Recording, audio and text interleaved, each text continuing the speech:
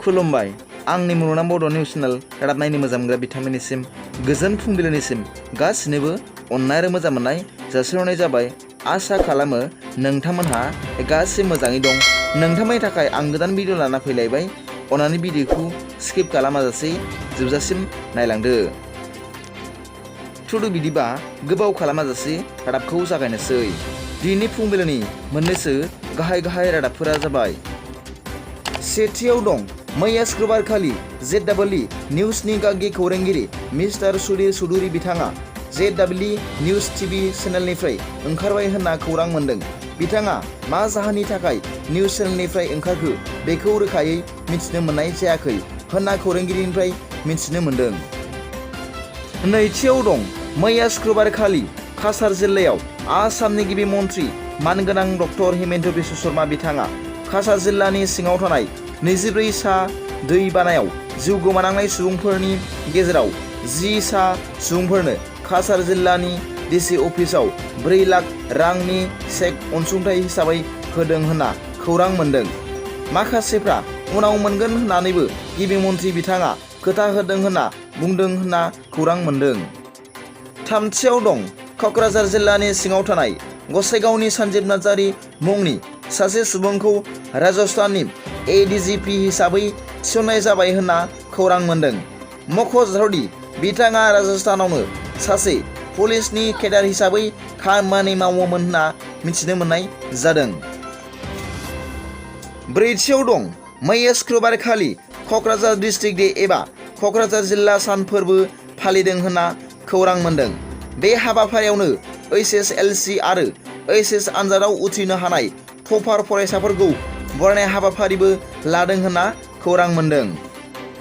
बे फोरबो फालिनायाव गाहाय आलासि महरै BTRनि गाहाय मावफुं सोद्रोमा मानगोनां प्रमद बर' बिथाङा बाहागो लाहैदोंमोन आरो बिथांजों लोगोसेनो माखासे MLA फोराबो नुजाहैदोंमोन।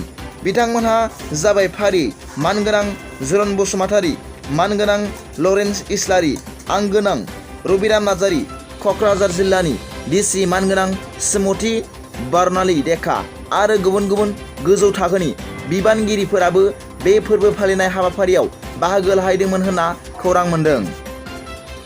बाथियाव दं मैया BJP दोलोनि एकनाथ शिन्डेखौ महाराष्ट्रनि गोदानै गिबि मन्त्रि हिसाबै थिसननाय जाबाय आरो बेनि थाखाय महाराष्ट्र रायजोनि रायजो बेंगिरि भागत सिंह कछारीनि नुजाथिनायाव समायखिराबो लानाय जाबाय होनना खौराङाव फोरमायदों।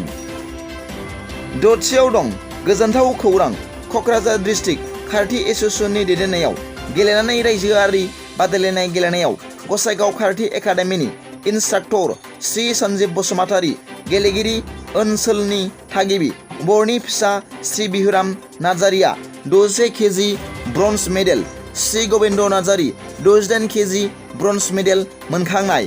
फैगौ 23 निफ्राय 27 अक्ट'सिम गुवाहाटीआव खुंफुंजानो गोनां इयुथ अलिम्पिक गेम्स 2022 आव खारथि गेलेनाय बादायलायनायाव गेलेनो थाखाय सायख'जाबाय होनना खौरां मोननाय जादों। थ' फुंबिलिनि मोननैसो रादाबा दा बेखिनिल'मोन। सोरबाफोर आंनि चेनेलखौ दिनैसो गोदानै नायसनदोंब्ला अन्नानै साबस्क्राइब खालामाला आरो बेल आइकनावबो थुनानै हो, जाहाथे आं गोदान निउस आपडेट लानानै फैयोब्ला नोंथांनियाव सिगांग्रो नटिफिकेसन सौहैयो। गाबोननि फुंबिलिनि रादाबाव नोंथांमोनखौ गासिखौबो आंनि गोसो गोरबो सिंनिफ्राय बरायहरनाय जाबाय। गोजोन्थों। एसेनोसै।